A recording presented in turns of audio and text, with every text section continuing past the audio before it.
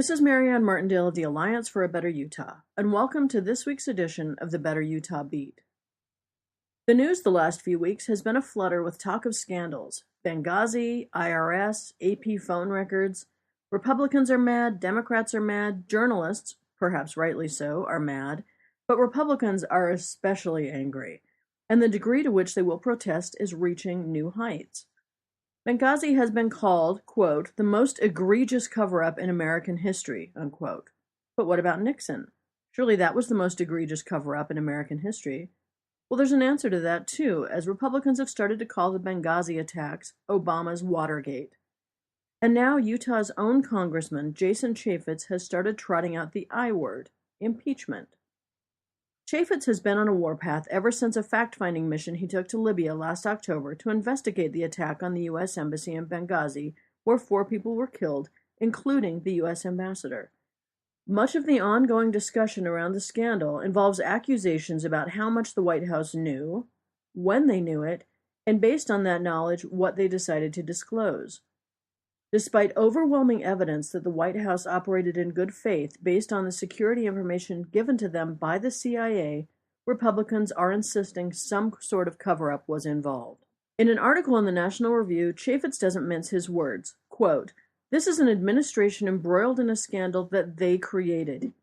It's a cover-up. I'm not saying impeachment is the end game, but it's a possibility, especially if they keep doing little to help us learn more." End quote. The congressman doth protest too much. But Chaffetz is on a warpath, and there seems little to persuade him otherwise, even as his own leader, Republican House Speaker John Boehner, urges restraint. "Now the Speaker has more patience than I do," Chaffetz says. "He has told me to be patient, that the truth will eventually surface, but I'm not a patient person, and if this administration makes us do this the hard way, that's what we'll do."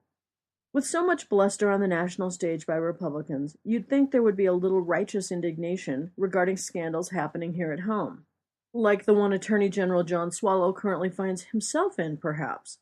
But in an interesting reversal to what is going on nationally, Utah Republicans remain largely silent on the scandal.